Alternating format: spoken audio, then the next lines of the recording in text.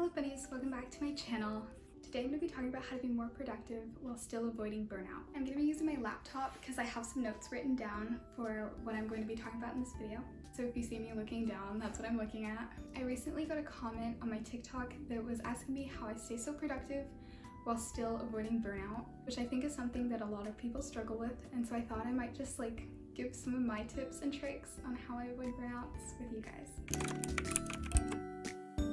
My first tip is to understand why you want to be more productive, because it will probably help you understand what you need to improve. We all strive to be more productive for various different ways, whether that is just to improve your own mental well-being, or it's for your own physical health, or if you're just wanting to do it so that you have better odds at university. Understanding why you want to improve is something that is very integral to actually improving. I know since we're all on social media all the time these days, you can find it very easy to compare yourself to others, and you really shouldn't want to be more productive because other people are productive, but you should know the reason why you really want to be productive. My second tip is to make a realistic routine. I am a pretty big routine person personally. I use Notion to keep everything organized personally. But making a routine that is actually realistic and attainable for you is the first step to actually sticking to it. Because if you make a routine that's not actually sustainable for you and it's just trying to do what other people are doing, you are going to give up very quickly and then feel like garbage when you're not able to stick to it. We are all different and our days all look different from each other, but using other people as inspiration can be a good starting point, but just copying how other people live their days isn't beneficial to you. An example that comes to mind for making a routine that works for you is I like to study late at night. I just find it to be more comfortable, so I make sure to keep my schedule aligned with that, because if I try to copy someone else, I might try to do my homework in the morning, and I just know that I'm not productive enough for that. So making a schedule that suits your very own needs is very important. My third tip is to try and keep things organized. Being organized is very helpful for staying motivated. If you had to sit at a desk for hours at a time to do your homework and it was completely cluttered, you just wouldn't want to do it. Taking the first step to keep your area clean can be very beneficial for staying motivated. Sometimes I have a hard time staying organized, but I just try to leave myself reminders and spend time each day to pick up my area and stay organized. So when it comes down to actually sitting down and getting your work done, one of the most important things to do is to make sure that your space is comfortable. Like I said before, if your space is just not somewhere where you want to be, you're just not going to be there to do your work. A number one game changer for me was, instead of doing my homework here on my bed, I started actually using my desk to do my schoolwork, because it helps to keep you in a productive mood. When you study or do work on your bed, you're more likely to feel tired, which isn't what you want to be feeling when you're doing your schoolwork. And since you do all your schoolwork at school, at a desk and in a chair, it can be very comforting to be actually at a desk. Other things you can do to just make your space feel more comfortable and more personalized is you can light a candle. I really like candles from Bath & Body Works, but candles from the dollar store, they're also good, and they can give you an ambience and a good cozy vibe while you're studying. You could also make a studying playlist. I have my Spotify playlist linked in the description for anyone who's curious. I just think having a dedicated study playlist can really just make you feel more comfortable and make you feel more productive while you're doing your schoolwork. And it can also relieve stress while you're working, because you're going to be doing something fun like listening to music while also doing something perhaps less fun like doing schoolwork. You can also put on more comfortable clothing if that's something that would help you. Some people like to wear proper clothes while they're doing studying and working on stuff because it makes you feel more productive, but personally wearing more comfortable clothes and pajamas usually helps me out a lot more. I don't really like to wear restrictive clothing, especially when I'm going to be sitting there for hours at a time. Don't forget to also have snacks and drinks, because if you get hungry while you're studying, then you don't have to get up to actually go eat, so you won't be distracted while you're working. And it's also important to stay hydrated while you're doing work. Make sure you actually have enough space to work. If your desk isn't large enough, you should move to another table or move somewhere else, because when you feel crammed while you're working, it's just not a very pleasant experience. When I was picking out a desk, I wanted to make sure I had plenty of space to keep like my laptop and my binders and notebooks and everything on my desk all at once, so I didn't have to worry about running out of space. This one's just like a personal extra, but using cute stationery and cute art supplies can be very helpful when doing schoolwork because it feels a little bit more fun. I will link some suggestions in the description. Of course, you don't need like special like art supplies or study materials to get your work done, but it can be like more fun if you're making your notes more like aesthetically pleasing. My fifth tip is to finally just stop procrastinating. I know procrastinating isn't something we can always avoid, but when we do choose to avoid procrastination, we make our future self have to deal with far less stress and anxiety.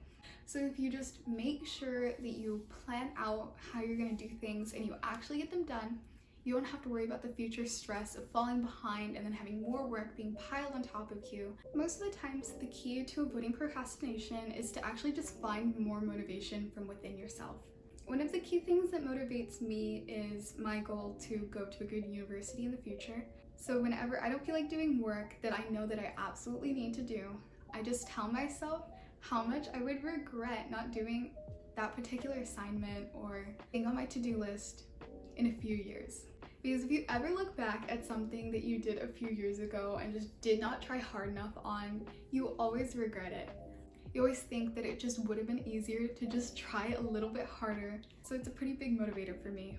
My sixth suggestion is to reduce distractions in your area. One of the best decisions I made for reducing distractions in my life was downloading this app on my phone called Flora. The app rewards you by growing trees and plants for not using your phone. It basically puts your whole phone on lockdown. Other great alternatives would be to just put your phone on Do Not Disturb, or even just use personal timers where you take breaks from your phone. A lot of us don't realize how distracting our phones can actually be when we're trying to get work done until it's already too late. So having preventative measures is always a plus. Playing music is something that also helps to keep me focused because it gets rid of outside noises. For some people, listening to music is actually really distracting. So in that case, I would suggest that you go somewhere more quiet to do your work. Sometimes just going to a cafe or going to a park can make you more productive. One of my favorite places to go to do my work though is to go to a library. It's always quiet there and it's always a very comfortable place to do work. Sometimes I try to watch like TV shows and like YouTube while I'm doing my schoolwork, and I found that to be something that really distracts me. So perhaps turning off the TV and turning off other distracting devices could be beneficial to you. Tip number 7 is to make sure that you're setting goals. Goals are a great way to keep yourself motivated.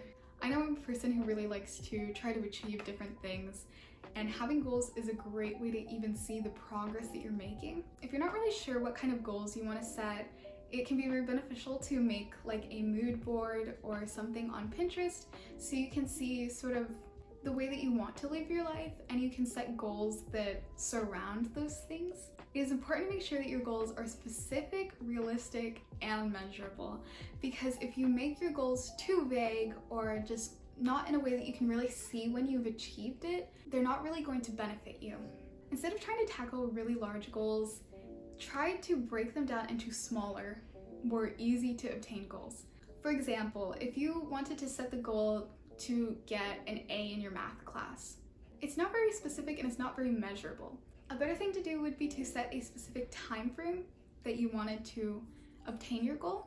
So you could perhaps set weekly goals for your grades instead of yearly goals. If you do smaller goals, you're more likely to realize the progress that you're actually making instead of looking a year in the future at all the work that you have ahead of you. Sometimes taking mental notes of your goals is just not enough for you to remember, so writing down your goals and keeping them places like a journal or on a planner could be very beneficial for you to keep getting reminders about what you're working towards and the progress that you've already made. I have a page on my Notion completely dedicated to the goals that I have for the year, because it's just very motivating to see all the progress that I made on other tasks and the work that I still have to go. My final and 8th tip is to make sure you take time to rest. The key to avoiding burnout is to really recognize when you need to take a break. If it is during spring break and you are sitting and studying for hours and you just cannot take it anymore, take a break. You can take a day off here and there to make sure that you reset. Being productive all the time is not sustainable and it is not healthy. It is always important to take breaks when it's necessary. It's important to take those days off so you can understand what you really need to reset. Taking full advantage of your reset days can really help you avoid burnout and eliminate stress. Examples of some things you could try to alleviate your stress is to go on walks, start a journal. You could make sure to spend more time to read. Spend time with friends or family. You could watch some of your favorite TV shows, or you could even stretch. There's so many resources on the internet for how you can de-stress, and you can also discover things that personally make your life easier. And you can also discover things that work for you. I hope this video was helpful to anybody who needed it. It's taken me a really long time to really understand how to avoid burnouts and how to keep productivity without losing my mind. I hope you enjoyed the video. If you really liked it, please give it a thumbs up. I also have a TikTok, which is linked in the description, and all the other things I mentioned. If you have any questions, feel free to leave a comment down below. I'll try my best to answer questions. My channel is pretty small, so I think I'll get to it eventually. Thank you for watching. Bye!